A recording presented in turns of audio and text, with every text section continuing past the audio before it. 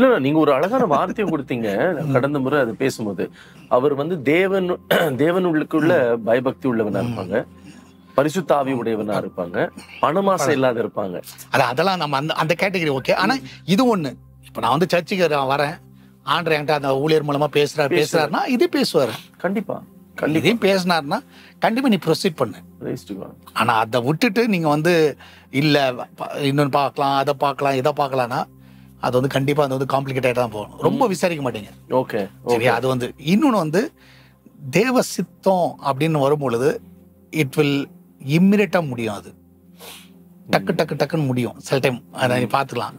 ரெபேக்காவோட லைஃப்ல பார்த்தீங்கன்னா எல்லாம் டக்குன்னு முடிஞ்சுது. சரியா? அது வந்து அதே இது லவ் மேரேஜ் பாரு கொஞ்சம் ஸ்ட்ரகிள் எடுக்கும். ஏன்னா யாக்கோபு பாரு 14 வருஷம் உட்காந்துருக்கிறான் பாரு. இருக்குது தேவ சித்தத்தின்படி இருந்துச்சுன்னா கொஞ்சம் மாம்ச சித்தத்தின்படி இருக்குது. ஆனா it will take time, struggle எடுக்கும்.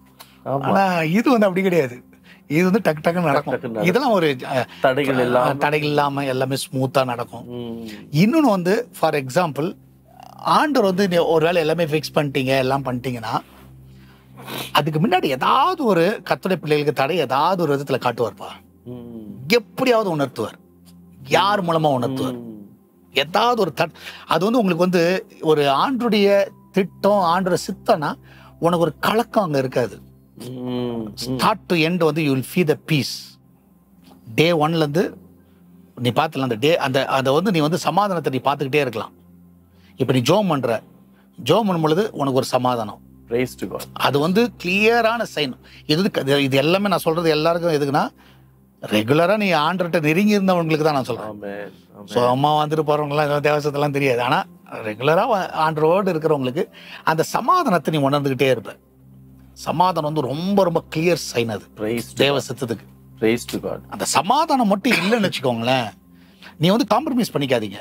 Okay right. அது வந்து எப்படிலாம் நான் என்னுடைய லைஃப்ல நான் ஒரு முறை என்னன்னா, ஒரு பென்டா மீடியான்னு ஒரு கம்பெனி இருக்கு. நான் ஊழியத்தை இன்னும் ஆரம்பிக்கல. அப்போ வந்து அங்க இருக்கிற ஒரு மேனேஜிங் டைரக்டர் வந்து எனக்கு ஃப்ரெண்டு. அந்த டைம்ல வந்து பென்டா மீடியா வந்து என்னன்னா, அவங்க வந்து வீடியோ டிவி ப்ரோக்ராம்ஸ் வந்து இன்டர்நெட் வழியா போடுவாங்க. எல்லா டிவி சேனல்ஸும் அவங்க தான் பண்ணது ஃபர்ஸ்ட், வேற யாரும் பண்ணல. அதை தான் ஃபாரின்ல பே பண்ணி பார்ப்பாங்க ஆன்லைன்ல. ஓகே. இப்போ எந்த சேனல், இப்போ ராஜ் டிவி பார்க்கணும்னா ஃபாரின்ல நான் இருந்தேன்னா, ஏன்னா நான் வந்து சிங்கப்பூர்ல இருக்கும்போது அதை பார்த்துருக்கிறேன். ஓகே சரியா? சிங்கப்பூர்ல இருக்கும்போது அதை பே பண்ணி ராஜ் டிவி பார்ப்போம், எங்க ப்ரோக்ராம் அந்த டைம்ல வரதை. ஓகேவா? சோ இது எது பண்றதா பென்டா மீடியா சர்வீஸ் தான் பண்றாங்க. அப்ப அவரு வந்து என் ஃப்ரெண்டுனால அவர்கிட்ட நான் என்ன கேட்டேன்னா, இந்த மாதிரி வந்து சேனல் வந்து நான் இன்னும் ஆரம்பிக்கல, பட் நான் ப்ரோக்ராம் பண்ணி கொடுக்குறேன், ஃபாரின்ல இருக்கிறவங்க எல்லாம் போகுமே, அது மாதிரி என்ன சேனலா போட முடியுமா, சால்வேஷன் போட்டுற முடியுமானா தாராளமா போடலான்ட்டாரு. ஸோ இந்த கான்வர்சேஷன் டெய்லி நடந்துட்டு இன்னைக்கு வந்து அக்ரிமெண்ட் போடணும். ஆனா நான் வந்து பென்டா மீடியா அந்த இடத்துல போய் அந்த வாசலுக்குள்ளார போகும்போது ஐ ஃபீல் ஏதோ ஒரு 10 யானை என் நெஞ்சில இருந்தா எப்படி இருக்கும் அந்த மாதிரி ஒரு ஃபீல் வரும். ஓகே. நான் செய்யறது வந்து தேவனுடைய காரியம் தான். சரியா? ஊழியத்தை எடுத்துட்டு போகணும் தான் நான் பண்றேன். பட் ஆனா உள்ளார போனோம்னா ஒரு 10 பேர் எழுச்சி யானை நின்ன மாதிரி ஒரு ஃபீல் வரும். நான் போயிடுவேன், பேசிட்டுவேன், வெளியே வருவேன். வெளியே வந்து அது இருக்காது, எதுவுமே இருக்காது. இது வந்து ரெகுலரா நடந்தது ஒரு வாரத்துக்கு. இப்போ ஃபைனலா வந்து அக்ரிமெண்ட் எல்லாம் ரெடி பண்ணியாச்சு. இன்னைக்கு போய் நான் போய் சைன் பண்ணணும். சைன் பண்ணிட்டு ஒரு பேமெண்ட் அவங்களுக்கு கட்டணும். கட்டினா சேனல் வந்து சால்வேஷன் டிவி வந்து ஃபாரின்ல அவங்களோட இதில் போயிடும், பென்டா மீடியா இதில் போயிடும். ஸோ எல்லாம் ரெடி ஆயிடுச்சு. நான் திருப்பி போகிறேன். அந்த ஆஃபீஸ்க்குள்ளார கால் வைக்கிறேன், உள்ளார வைக்கிறேன். அந்த லிபர்ட்டி தேட்டருக்கு எதிரில் தான் அவங்க இது பெரிய ஆஃபீஸ். உள்ளார போகிறேன், செம்ம பெயின். ஒரு நெஞ்சு வலி இருந்தால் எப்படி இருக்கும் அந்த மாதிரி ஒரு பெயின். என்னடா இது அப்படி சொல்லிட்டு அப்போ என் மைண்டில் ஞாபகம் வருது, இந்த வரும்போது தான் இது ஆண்டவர் உணர்த்துறான்றது ஞாபகம் வருது. டக்குன்னு நான் பண்ணேன், அந்த இதை வந்து வெளியே வந்தேன், அந்த கம்பெனி விட்டு வெளியே வந்தேன். இன்னும் மேலே போகிறதுக்கு பதில் அப்படியே வெளியே வந்தேன். வெளியே வந்தால் ஐ ஃபீல் ஒரு கம்ஃபர்டபுள். ஆடரா ஒன்றுமே இல்லை, அந்த வழி இல்லை, எதுவும் இல்லை. அப்போ ஆண்டவர் எனக்கு புரியல, நான் வந்து நல்லதானே பண்ணுறேன், எனக்கு புரியல அப்படி சொல்லிட்டு திருப்பி உள்ளார போகிறேன். திருப்பி அந்த பெயினை ஃபீல் பண்ணுறேன். வெளியே வரேன், எனக்கு வந்து நார்மல் ஆகிட்டேன். நீ நம்புறியோ இல்லையோ அப்படியே கிளம்பி நான் பாட்டுக்கு வீட்டுக்கு வந்துட்டேன். சைனும் போடல, அக்ரிமெண்ட்டும் போடல, ஒன்றுமே போடல. ஏன்னா எனக்கு வந்து அந்த பீஸை நான் ஃபீல் பண்ண முடியல என்னால். என்னதான் சுவிசேஷம் கொண்டு போகிறதா இருந்தாலும் அந்த மாதிரி தான். அப்போது உன் பிள்ளைகளுக்காக பெண் பார்க்குறீங்க, உன் பிள்ளைகளுக்காக மாப்பிள்ளை பார்க்குறீங்க, நீங்கள் ஜோம் பண்ணும் பொழுது சமாதானம் இருக்கா, எல்லாமே சமாதானமான காரியங்கள் இருக்கா அப்படியே செக் பண்ணி பாருங்களேன். சிலர் வந்து அப்படியே பயந்துக்கிட்டே இருப்பாங்க, என்ன நடக்குமோ தெரியலையே, என்ன சொல்லுவாங்களோ தெரியலையே, இதை கேட்டால் என்ன சொல்லுவாங்க தெரியலையே, அதை கேட்டால் என்ன சொல்லுவாங்க தெரியலையே. அப்போ ரொம்ப கேர்ஃபுல்லாக இருக்கிறது தேவ சித்தம் இல்லை. இப்படி பண்ணால் என்ன சொல்லுவாங்க, அப்படி பண்ணால் அவங்களுக்கு ஏற்ற மாதிரி நம்ம பெண்ட் ஆகிடுவோம், அட்ஜஸ்ட் பண்ணிக்கலாம். இவனை நீ வந்து ஒரு நாள் கூத்துக்கு அட்ஜஸ்ட் பண்ணுற, அதுக்கப்புறம் 40 வருஷம் கூத்துக்கு அவங்க அட்ஜஸ்ட் பண்ணுவாங்களா? 50 வருஷம் கூத்துக்கு பிள்ளைங்க அட்ஜஸ்ட் பண்ணுவாங்களா? ஒரு நாள் கூத்துக்கு நீ அட்ஜஸ்ட் பண்ணுற, ஓகே ரைட்டு, எல்லாம் அட்ஜஸ்ட் பண்ணிக்கலாம். நகை போடக்கூடாதா? அட்ஜஸ்ட் பண்ணிக்கலாமா? நகை போடணுமா? போட்டுக்கோமா. ஓகே, எதனால அட்ஜஸ்ட் பண்ணிக்கிற ஒரு நாள் கூத்துக்கு. இது எல்லாம் மேரேஜ்னா ஒரு நாள் கூத்து. இன்னைக்கு மேரேஜ் வந்து என்ன ஆயிடுச்சுன்னா, ஒரு வந்து ப்ரீ வெட்டிங் ஷூட்டு, அந்த இந்த ஃபோட்டோ ஷூட்டுக்கு தான் இப்போ நிறைய பேர் மேரேஜை பண்ணுறது. ஓப்பனாக சொன்னான், ஃபோட்டோ ஷூட்டா, ஓகே ரைட்டு, இப்படி எடு அப்படி எடு. ஆனால் ரியாலிட்டி வேற, ரியாலிட்டின்றது வேற. ஏன்னா அந்த தேவ சித்தம், ஒரு சமாதானம், உனக்கு உள்ளார ஒரு சமாதானம் இருக்கா, அந்த இன்னர் பீஸ்ன்னு சொல்லுவாங்கல்ல. ஆமா ஆமா ஆமா, அது இல்லைன்னா பண்ணவே பண்ணாதீங்க. இப்போ ஆண்டு நான் ஜென்ரலாக சொல்லுவேன், சிலர் வந்து எனக்கு அந்த பொண்ணை காட்டினாரு, அந்த பொண்ணை தான் ஆண்டு வந்து காமிச்சாருன்னு வாங்க. எனக்கு எப்படின்னு தெரியல அதெல்லாம். ஆண்டு வேலையே இல்லையா உனக்கு அந்த பொண்ணு? ஜென்ரலா சரி ஓகே காட்டினாரா, அப்போ நீ அதை பற்றி விசாரிக்கவே கூடாது, அவ்வளோதான், முடிச்சுட்டு போயிட்டே இரு. ஆனால் அப்படி சொன்ன காட்டின பொண்ணு எத்தனையோ பேர் வந்து வெளியே பிரிஞ்சுதான் இருக்கிறாங்க. அதான் சொன்னது, இவங்களே ஒரு மைண்ட் சொல்லிட்டீங்க, மன விருப்பம், மன விருப்பத்தை வச்சுக்கிட்டு மன விருப்பம் கிடையாது. என்னன்னா இப்போ நம்ம ஒரு பொண்ணை பார்த்த உடனே அப்படியே கண்ணை மூடுவோம், கண்ணை மூட்டு ஜென்ரலா நீங்க வாலிபர்ஸ் அப்படியே கண்ணை மூட்டு ஆண்டவரே முடி சித்தமா சித்தமா சித்தமான்னு சொல்லிட்டு அப்படியே கண்ணை தந்தா அது திருப்பி முன்னாடி ஆண்டா சித்தம் அப்படின்ற.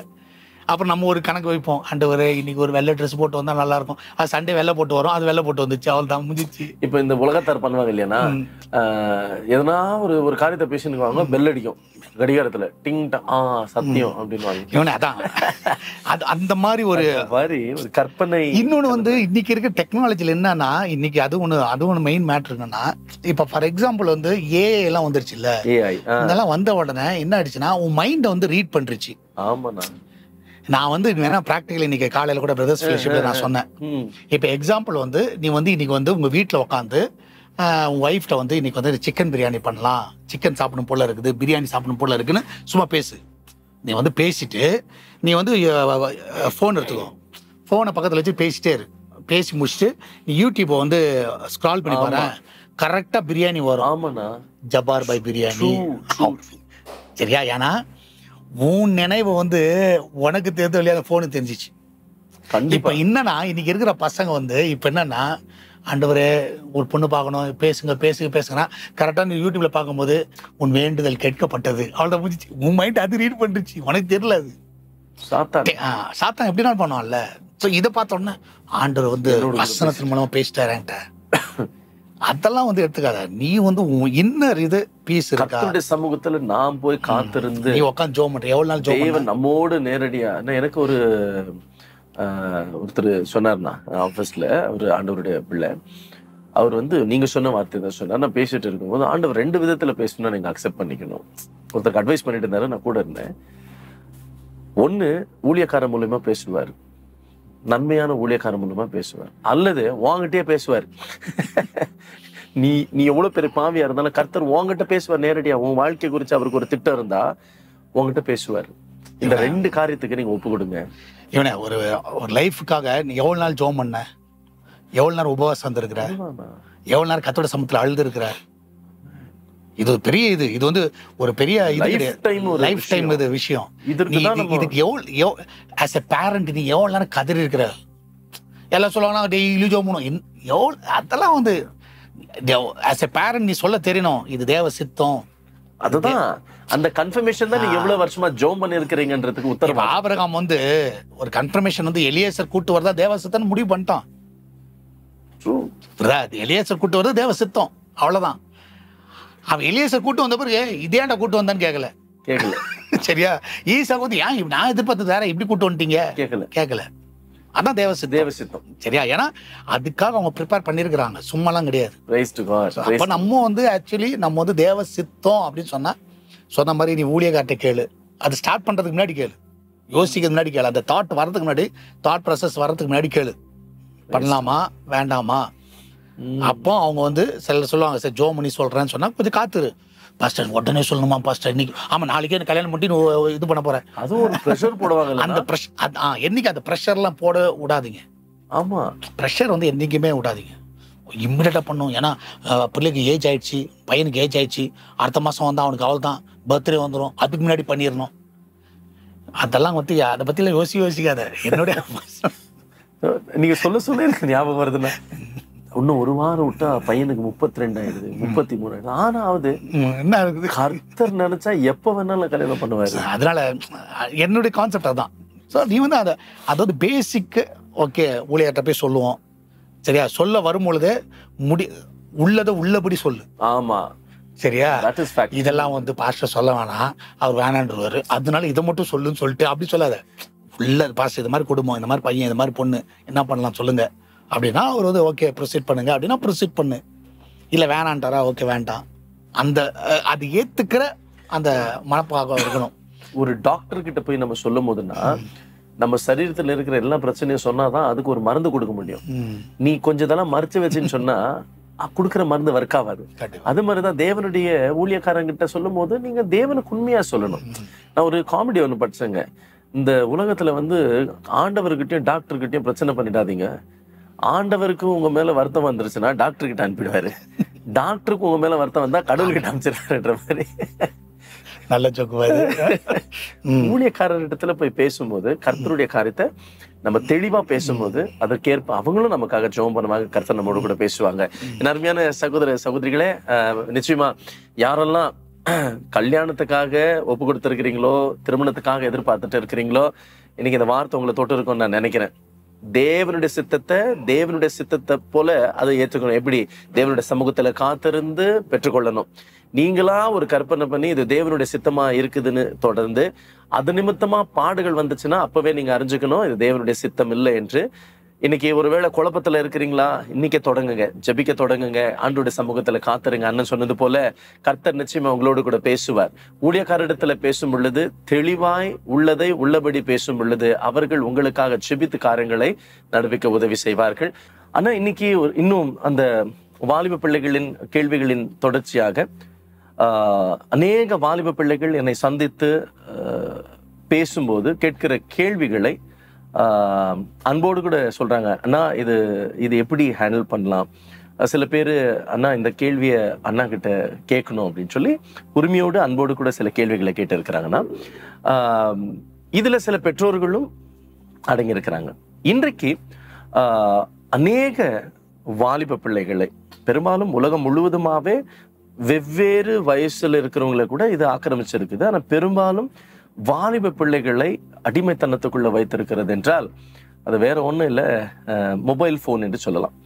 இந்த மொபைல் போன் எவ்வளவு நெருக்கமா இருக்குது மனுஷர்களோடுனா, டைனிங் டேபிள்லயும் இருக்குது, படுக்கை அறையிலும் இருக்குது, டாய்லெட்டுக்கும் போயிருதுண்ணா கூடவே. புருஷன் பொண்டாட்டி விட்டு இருந்துறாங்க, அப்பா அம்மா விட்டுட்டு இருந்துடுறாங்க, இல்ல எந்த உறவா இருந்தாலும் அவங்கள கூட பிரிஞ்சு இருந்துறாங்க. இந்த மொபைலை பிரிஞ்சு இருக்க முடிய மாட்டேங்குது.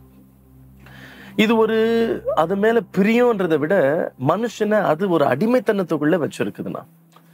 ஸோ இப்படிப்பட்ட அடிமைத்தனத்துல இருக்கிறதுனால சில மனிதனுக்கு கொடுக்கக்கூடிய முக்கியத்துவமும் கொடுக்காம தேவனுக்கு கொடுக்கக்கூடிய தருணத்தையும் கொடுக்காம அடிமைத்தனத்துல இருக்கிறாங்க. முதல்ல வந்து ஒரு மனுஷன் இன்னொரு மனுஷங்கிட்ட பேசும்போது அதை காது கொடுத்து கேட்பாங்க, பார்ப்பாங்க. இன்னைக்கு காலகட்டத்துல வாலிப பிள்ளைங்களை நம்ம பார்த்தோம்னா நம்ம கிட்ட சொல்லிட்டு இருப்பாங்க, நம்ம மொபைல நோண்டிட்டே இருப்பாங்க. அந்த ரெஸ்பெக்ட் இருக்காது அவங்களுக்கு. இந்த ஒரு மென்டாலிட்டி, நீங்க பேசிட்டு இருப்பீங்க ஆனா இங்க அப்படி அந்த ஒரு கான்சென்ட்ரேஷன் இருக்காது.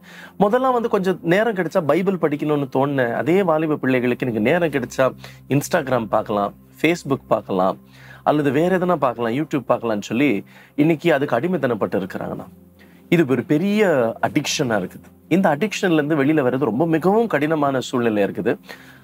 குடியில இருந்து வெளியில வந்துடுறாங்க, ஸ்மோக்கிங்ல இருந்து கூட வெளியே வந்துடுறாங்க. ஆனா இந்த அடிக்ஷன்ல இருந்து வெளியில வர ரொம்ப ரொம்ப கஷ்டப்படுறாங்கன்னா, இன்னைக்கு இருக்கிற வாலிப பிள்ளைகள் எப்படி இதுல இருந்து வெளியில வரலாம்னா என்ன அறிவுரைகள்? ஏன்னா நான் பொதுவாவே சொல்லும் போது ஏன் இந்த கேள்விகளை நான் கேட்கிறேன்னா, நீங்க அநேக வாலிப பிள்ளைகளை நடத்தக்கூடிய ஒரு ஒரு ஒரு ஆவிக்குரிய தகப்பனா இருக்கிறீங்க. அதனால உங்களுடைய அறிவுரை, அடிமைத்தனத்துல இருக்கிற மொபைல் அடிமைத்தனத்துல இருக்கிற அடிக்ஷன்ல இருக்கிறவங்களுக்கு என்ன சஜஷனா இருக்கும்னா, அட்வைஸா இருக்கும்னா?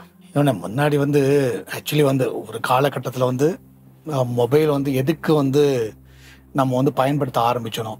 இப்போ வந்து ஃபார் எக்ஸாம்பிள் அதனோட பயன்பாடு என்ன அப்படின்றது முக்கியமா தெரியணும். ஃபர்ஸ்ட் வந்து மொபைல் வந்து எதுக்காகனா ஃபோன் பேசுறதுக்கு தான். ஆமா, ஒரு கம்யூனிகேஷனுக்கு தான் வந்து மொபைல். ஆமா. ஆனா இப்போ வந்து நீ எந்த ஆட்னாலும் எடுத்துக்கோ, கம்யூனிகேஷனை பத்தி பேசவே மாட்டேங்கானுங்க. ஆமா, சரியா?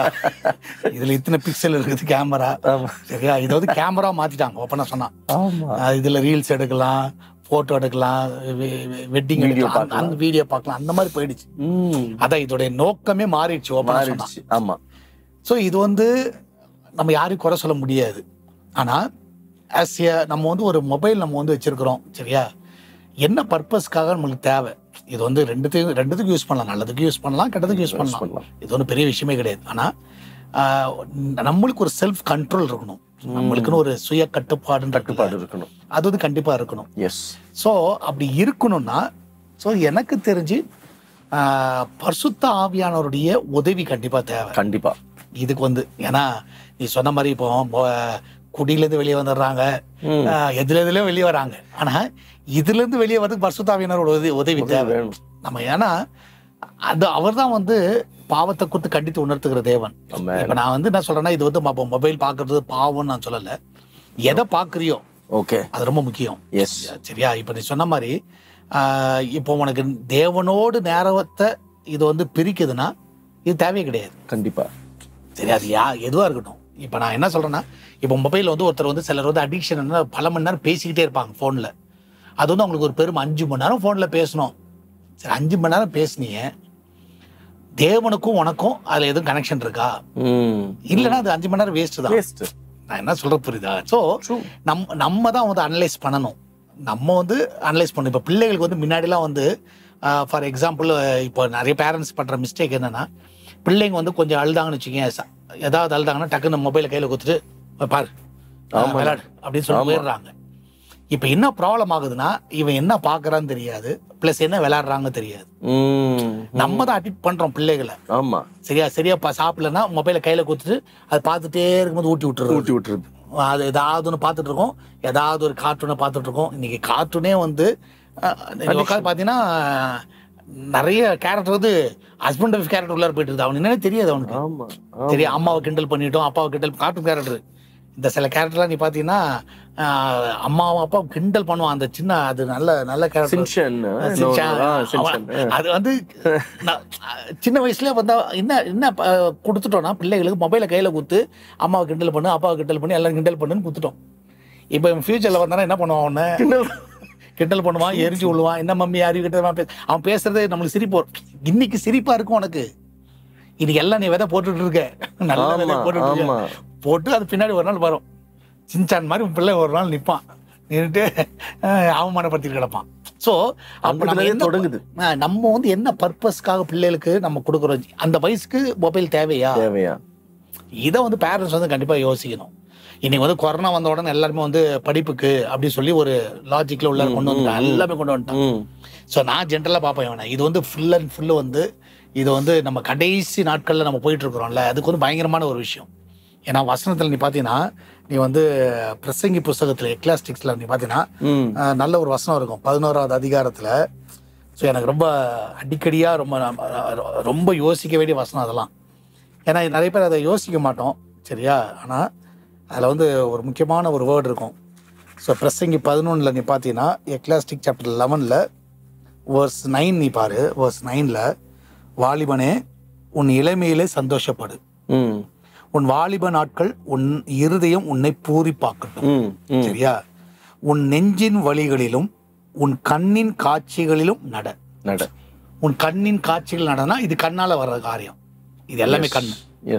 சரியா? மொபைல் வந்து கண்ணு தான். நீ என்ன பார்க்குற, சரியா, என்ன விளையாண்டுட்டு இருக்க. இப்போ பிள்ளைகள் பார்த்தீங்கன்னா, இப்போ வந்து முன்னாடி வந்து ஒரு ரத்தம்னா வந்து பிள்ளைங்க பயப்படுவாங்க. இப்போ அப்படி கிடையாது. கேமே வந்து வெட்டுறதும் சுடுறதும் கரெக்டாக அடிச்சேன் டேடின்றான். என் பிள்ளை இன்னைக்கு 3 வயசுனா அவன் சொல்றான், உக்காந்துட்டு இருக்கும்போது, டாடி ஜாம்பி வந்துட்டு இருக்குது, எங்கடா வந்திருக்குது, ஒய் பயமா படுத்துக்கோன்னா, நீ படுத்துன்னு நான் ஷூட் பண்ணிட்டு வந்துடுறேன், டிஸ்கு டிஸ்குன்றான். எனக்கு ஆச்சரியமா இருந்தா நீங்க சொல்லும் போது ரத்தத்தை பார்த்து பயப்படுற பிள்ளைங்க இப்ப டிஷ் டிஷ் இப்போ சொல்றான் பின்னாடி கண்ணு கையில கொஞ்சம் சுட்டு போயிடுவான். ஆமாண்ணா, நம்மளே சுட்டுருவான். ஸோ இது எல்லாமே வந்து கண்ணால வர்ற காரியங்கள். இதுல வந்து பேரண்ட்ஸ் ஆகிய நம்ம ரொம்ப ரொம்ப கேர்ஃபுல்லா இருக்கணும். அப்ப இதுல பாத்தீங்கன்னா உன் கண்ணின் காட்சிகளிலும் நட. சரியா? ஆனா அதுல ரொம்ப முக்கியமான, ஆனாலும் இவைகள் எல்லாவற்றிலும் தான் தேவனுடைய நியாயத்திலே கொண்டு வந்து நிறுத்துவார். அப்போ இந்த மொபைல் போன் எங்க வந்து நிறுத்தும்னா நியாயத்துல வந்து நிறுத்தும். நீ என்ன பாக்குற, சரியா? இது வந்து நியாயத்துல நிறுத்திடும், கண்டிப்பா நிறுத்துறோம். ஒன்றும் பெரிய விஷயமே கிடையாது. சரியா? நம்ம விளையாடுறோம், பிள்ளைங்க வந்து விளையாடுறாங்கன்னு சொல்றோம். சரியா? விளையாடுறாங்கன்னு சொல்றோம். சொல்லப்போனா இன்னைக்கு வந்து வெளியில வந்து அவன் வெட்டிட்டாங்க, அவனை இது சுட்டுட்டாங்க, அநியாயமா இருக்கு இல்லையா அப்படின்னு உன் பிள்ளை டெய்லியும் வந்துட்டு விர்ச்சுவலா நிறைய பேரை கொண்டுட்டு கிடக்குறான். ஆமா, நிறைய பேர் சுட்டுட்டு இருக்கான். விர்ச்சுவல் மைண்ட்ல சுட்டுட்டு இருக்கான். இது யாருக்குமே தெரிய மாட்டேங்குது. இது யாருக்குமே தெரிய மாட்டேங்குது. வெளி உலகத்தை நடக்குது, அவன் வெட்டிட்டானா, அவனை குத்திட்டானுங்களா, அவனை சுட்டுட்டானுங்களா அப்படின்னு பேசிட்டு இருக்கிறோம். உன் வீட்டுக்குள்ளாரியே உன் பிள்ளை உட்காந்து நிறைய பேர் சுட்டுட்டு உட்காந்துருக்கு, நிறைய பேர் வெட்டிட்டு உட்காந்துருக்குது கேம்ல. நம்ம வந்து கேமா பாக்குறோம். ஆனா அந்த கண்ணின் காட்சிகள் ஒரு நாள் வந்து எங்க நிக்கும்? ரியல் லைஃப்ல வந்து என்ன அது வந்து ரியலாவே மாத்திரும். இப்ப நாளைக்கு அவன் வளரும் பொழுது திடீர்னு வந்து ஏதாவது ஒரு பிரச்சனை பக்கத்துல கத்தி இருந்தா டக்குன்னு என்ன பண்ணுவான், அவன் எடுத்து வெட்டுவான். அவ்வளவுதான். அவனுக்கு வந்து பெரிய மேட்டரே கிடையாது, அது சரியா, பெரிய விஷயமே கிடையாது. ஏன்னா அவன் மைண்ட் அது ஃபிக்ஸ் ஆயிடுச்சு. அப்படிதான். ஸோ இந்த மொபைல் அடிக்ஷன் வந்து ரொம்ப ரொம்ப முக்கியமானது. இதுக்கு வந்து பரிசுத்தாவியானவர் நிச்சயமா தேவை. ஸோ நீ சொன்ன மாதிரி ஆண்டவரே என் பிள்ளைகளை அதுல இருந்து வெளியே கொண்டு வாங்க. முதல்ல நம்ம வெளியே நிறைய பேர் கேம்னு சொல்லிட்டு உட்காந்துருக்கோம். இது வாலிபர்கள் இல்ல, பெரிய பெரிய ஆட்கள். சரியா? நம்ம சர்ச்சில் ஒருத்தர் இப்ப வர்றது கிடையாது. அவங்க மனைவி வந்து கம்ப்ளைண்ட் பண்றதே வந்து என்ன சொல்லுவாங்கன்னா ஃபோன் அடிக்ஷன், அதான் இது கேம் அடிக்ஷன். வேலைக்கே போக மாட்டாரு. இன்னொன்னு என்னன்னா, சர்ச்சுக்கு பின்னாடி உட்காந்துருப்பாரு, அந்த பழைய சர்ச்சில் உட்காந்துட்டு மெசேஜ் போயிட்டு இருக்கு, இவர் உட்காந்து விளையாண்டுட்டு இருப்பாரு, உட்காந்து விளையாண்டுட்டு இருப்பாரு. வேலைக்கு போனா போக மாட்டான். ஆனா சாப்பாடு போடணும், அவருக்கு 3 வேளை கறி சாப்பாடு தான் போடணும். ஸோ குடும்பத்துல செம்ம பிரச்சனை, மொபைல்னால பிரச்சனை. நீ நிறைய பேர் அது வந்து என்ன பண்ணிட்டாங்கன்னா, சின்ன வயசுல இருந்தே இப்ப நம்மளே வந்து என்ன பண்றோம், பிள்ளைங்களா பிரச்சனையா, பாத்துக்கோ, எல்லார் வீட்லயுமே பிரதானமா நடக்குது. அது வந்து என்கரேஜ் பண்ணாதீங்க, அதை வந்து அப்படி கொடுக்காதீங்க. ஏன் பைபிளை கொடு, படி உக்காந்து. சின்ன வயசுல அவனுக்கு அட்லீஸ்ட் இவனை எப்பவுமே நல்லா புரிஞ்சுக்கோ, நம்ம லைஃப்ல வந்து இப்ப மொபைல் வந்து அதிக நேரம் வந்து என்ன தேவனை விட்டு தூரமாக்கிட்டா அது வேண்டாம். சரியா? அதே மாதிரி ஒரு கான்வர்சேஷன் ரொம்ப நேரம் பேசியிருக்கோம், அது என்ன தூரமாக்குதா, அது வேண்டாம். சரியா? ஒரு படம் பார்க்குறோம், 3 hours உட்காந்து படம் பார்த்துட்டு இருக்கிறோம், கண்ணின் காட்சி தான். நம்ம என்ன நினைச்சுக்கிறோம்னா சிம்பிளா வந்து பார்க்குறோம் அவ்வளவுதான் அப்படின்னா, அது அப்படியே மைண்ட்ல போய் உட்காந்துரும். ஆமாண்ணா, அது என்னைக்காவது ஒரு நாள் வந்து செயல்பட ஆரம்பிச்சிடும். அதனாலதான் உங்க கண்ணின் காட்சிகளும் நட, ஆனால் இவை எல்லாவற்றிலும் ஒரு நாள் நியாயத்துல வந்து கர்த்தர் நிறுத்திடுவார். ஸோ மொபைல் போன் வந்து கண்டிப்பா நியாயத்துல வந்து நிறுத்தும், எனக்கு தெரிஞ்சு நிறுத்தும். ஏன்னா இது வந்து ஈஸியா நம்மளை வந்து பாவத்துக்குள்ளார கொண்டு போறதுக்கும் நம்ம அடிக்ஷன் ஆகிறதுக்கு நிறைய ஈஸி வழிகள். இது நிறைய பேர் வந்து குடிக்கு அடிமையா இல்லை, இதுக்கெல்லாம் அடிமையா இல்லை. ஆனா மொபைலுக்கு நீ சொன்ன மாதிரி உட்காந்துட்டு நீ வீட்டில் கூட நீ பார்க்கலாம் சார், எல்லாம் பார்த்தீங்கன்னா மொபைலை மட்டும் எடுத்துற செம்ம கோவம் வரும் அவங்களுக்கு, பிள்ளைகளுக்கு எல்லாம் எடுத்துக்க. சரியா? ஏன்னா அவங்களுக்கு வந்து அதை சிலர்லாம் இருக்கிறான் அந்த மாதிரி. ஏன்னா அவன் வந்து என்ன ஆயிடுச்சுன்னா, அவன் வந்து இதுக்கு கொடுக்குற இம்பார்ட்டன்ஸ் இன்னும் ஆண்டர் கொடுக்கலன்னு தான் அர்த்தம். ஸோ அந்த ஆண்டோடைய அந்த இதுக்கு கொடுத்தானா அது வேற கதை, அது வேற லெவல். அது இது எவ்வளவு உண்மைன்னா, இன்னைக்கு ஒரு பைபிளுக்கு அதுக்கு ஒரு கவர் போட்டு அதை பாதுகாப்பா வைக்கிறத அதை மறந்துடுறாங்க. ஆனா போனுக்கு வெவ்வேறு வித்தியாசமான கவரு, ஸ்கிரீன் கார்டு, அது விழுந்துரும், உடஞ்சிரும், பாதுகாக்கிறாங்க. வேதம் புஸ்தகத்தை பார்த்தா கிழிஞ்சு கிடக்கும், ஒரு கவர் போட்டு இருக்க மாட்டாங்க. இவ்வளவு வேதனையான ஒரு விஷயம்னா. ஸோ எனக்கு தெரிஞ்சு இது வந்து பயங்கரமான ஒரு விஷயம் தான். இன்னைக்கு காலகட்டத்தில் வந்து இப்ப நம்ம சொன்னா நம்ம பைத்தியக்காரனா தான் தெரியும். ஆமா, சரியா? ஆமா. இன்னைக்கு பார்த்துன்னு இருக்கணும், 2 பேருக்கு 2 ஜோக்கருங்க இருக்கு. 2 பேர். ஆனா நல்ல விஷயத்துக்கு பயன்படுது. நல்ல விஷயம். இதை வச்சுக்கிட்டு நாலேஜை வளர்த்துக்கோ. சரியா? இதை வச்சு உன்னுடைய அறிவு எந்த அளவுக்கு வளர முடியும், அவ்வளோ டெக்னாலஜி, அவ்வளோ படிக்கிற காரியங்கள் இருக்குது. ஸோ நீ முடிச்ச உடனே ஓகே இதெல்லாம் வச்சு நான் படிச்சுக்கிட்டேன், இதெல்லாம் வச்சு எனக்கு யூஸ்ஃபுல்லாக இருந்துச்சு அப்படின்னா அது வேற. நான் இதை படிச்சுக்கிட்டு நான் வந்து வெட்டுறதையும் குட்டுறதையும் உட்காந்து கண்ட கருமத்தை பார்க்குறதும், அதுக்கெல்லாம் வந்து நீ மொபைலை வச்சுருந்தா அந்த மொபைலே தேவையில்லை. வெறும் ஃபோனுக்கு மட்டும் நீ யூஸ் பண்ணிட்டு கால் மட்டும் பண்ணிவிட்டு அது பட்டன் ஃபோனே போதும். ட்ரூனா? ஒரு பட்டன் ஃபோனை வச்சுட்டு உனக்கு கால் தான் முக்கியமா? இப்போ நான் இன்னைக்கு சொல்கிறேன், இன்னைக்கு காலகட்டத்துக்கு பிள்ளைகளுக்கு எதுக்கு ஃபோன் வேணும்னா, அவங்க காலேஜ் போயிட்டாங்களா வந்துட்டாங்களா அது போதும். ஒரு பட்டன் அவங்க என்ன நினைப்பாங்கன்னா, மற்றவங்களாம் வந்து பெரிய பெரிய ஃபோனாக எடுத்துகிட்டு வரான், ஸ்கூல் ஃப்ரெண்ட்ஸ் எல்லாம் பெருசு பெருசாக வச்சுருக்காங்க, நம்மளுக்கு பட்டன் ஃபோன் எப்படி? நான் சொல்கிறேன், உன் லைஃப் வந்து முக்கியம். அவன் இன்னைக்கு இருப்பான் நாளைக்கு இருப்பானான்னு தெரியாது. சரியா? நீ வந்து தேவையில்லாமல் உட்காந்து அதுக்கு போய் உட்காந்து இம்பார்ட்டன்ஸ் கொடுத்து அதுக்கு உட்காந்து இவங்க கடன் வாங்கி காசு கட்டி 20,000 30,000 சொல்லி கட்டி அதை ஒரு மொபைல் வாங்கி கொடுத்து, நான் சொல்லப்போனால் நம்மளே காசு விலை கொடுத்து வாங்கி இவனுக்கு வந்து பாவத்துக்குள்ள தள்ளுறோம். சொல்லப்போனால் லட்சங்களை கொடுத்து அவன் கேட்குற மொபைல் 40,000 50,000 குறையாம இல்லை. இன்னைக்கு பார்த்தீங்கன்னா வாங்கி என்ன பண்ணுறோம், பிள்ளைங்களை கொடுத்து இந்த பாவத்தில் போய் உழு அப்படி சொல்லி நம்மளே வந்து கொடுக்குற மாதிரி அது ஆக்சுவலி நம்மளே கொடுக்குற மாதிரி. ஸோ நீ வந்து அதில் வந்து ரொம்ப நமக்கு கேர்ஃபுல்லாக இருக்கணும். என்ன நீடு இப்போ அவனுக்கு ஹேண்டில் பண்ண தெரியுதா, நல்லது எது கெட்டது எதுவும் தெரியுதா? நீ எவ்வளோ நாள் வாங்கி கொடு, எவ்வளோ வேல்யூவில் மொபைல் கொடு, உனக்கு தெரியும். ஓகே அவனுக்கு தெரிஞ்சிச்சு, அவனுக்கு வந்து ஓகே இது வந்து போகக்கூடாது, இது வந்து அவனை வந்து பார்க்கக்கூடாது, அந்த அறிவு இருக்குது. ஓகே ரொம்ப நேரம் அதில் உட்காரக்கூடாது, ஆண்ட்ராய்டு உட்காரணும். ஸோ இந்த லெவலில் வந்து அவனுக்கு தெரிஞ்சிச்சுன்னா அது ஓகே. அது தெரியாத ஆட்கள்கிட்ட நீ உட்காந்து மொபைல்லாம் கொடுக்கறது வந்து ரொம்ப ரொம்ப வேதனை தான். ஒரு மனிதாபிமானத்தை கூட இன்னைக்கு அதை இழக்க செஞ்சுட்டு இருக்குது அந்த மொபைல். ஒரு கட்டத்துல ஒருத்தர் அடிபட்டு கீழே விழுந்துட்டா அவங்களை எப்படி பாதுகாக்கணும், எப்படி ஹாஸ்பிட்டல் வீடியோ எடுக்கிறாங்க. ஸோ அதான் அந்த இது வராதுப்பா, அவ்வளோதான் முடிஞ்சு போயிடுச்சு. அந்த இருதயமே போயிடுச்சு, அதெல்லாம் எல்லாருக்கும் அதெல்லாம் போயிடுச்சு. நீங்க சொல்றதுல இருந்து எனக்கு ஒரு வார்த்தை, நான் இந்த கொரோனாவை மனுஷனை அழிக்கிறதுக்கு ஒரு விதத்துல கொண்டு வந்திருந்தாலும் இது உலகத்தையே அழிக்கிறதுக்கு இந்த பாருங்க சாத்தானுடைய திட்டம் பாருங்க. எனக்கு நீங்க சொல்லும் போது எனக்கு தோணுது, இந்த கொரோனாவை கொண்டு வந்து அது நிமித்தமா பிள்ளைங்க எல்லார் கையிலயும் கட்டாயமா மொபைல கொடுக்க வச்சு பெற்றவங்களே வாங்கி தர ஒரு சூழ்நிலைக்கு தள்ளப்பட்டு அதோட ருசி பார்க்க செஞ்சு இன்னைக்கு அத்தனை பிள்ளைங்களுமே மொபைலுக்கு அடிக்ட் ஆகி இருக்கிறதுனா இதுக்கு பின்னாடி ஒரு சாத்தானுடைய ஒரு பெரிய திட்டமே செயல்பாட்டுக்குள்ள வந்திருக்குதுன்னா இதை புரிஞ்சுக்கிற ஞானத்தை தேவன் பரிசுத்தாவியானவர் கொடுக்கணும். இப்ப நீங்க சொல்லும் போது எனக்கு தோணுது, ஆமா இல்ல அன்னைக்கு கட்டத்துல கொரோனாக்கு வாங்கி தரணும், படிக்கணும்னா வேணும்ன்ற வாங்கி கொடுத்து இன்னைக்கு எல்லாருமே அடிக்ஷன்ல இருக்கிறாங்க. இது அவன் அடுத்த தலைமுறையா அழிக்கிறதுக்கு உண்டான திட்டம் இது. அது தெரிஞ்சே அந்த திட்டத்தை தெரிஞ்சே கூட இன்னைக்கு அதை வாங்கி பிள்ளைங்க கையில கொடுத்துட்டு எனக்கு அது வந்து இன்னொன்று வந்து பிள்ளைங்கள்ட்ட கொடுத்தீங்கனாலும் ஒரு கண்ணு வைங்க. சரியா? மொபைல் முக்கியமா ஆத்மா முக்கியம்னா எனக்கு ஆத்மா தான் முக்கியம். 3 நாளா கணவர் தேடி அழுகுறாரு, பார்த்தா அந்த பொம்பளை வந்து பொணமா கிடக்குது. ஓகே இது போடுறல்ல, உன் ஆத்மாக்கு என்ன அது?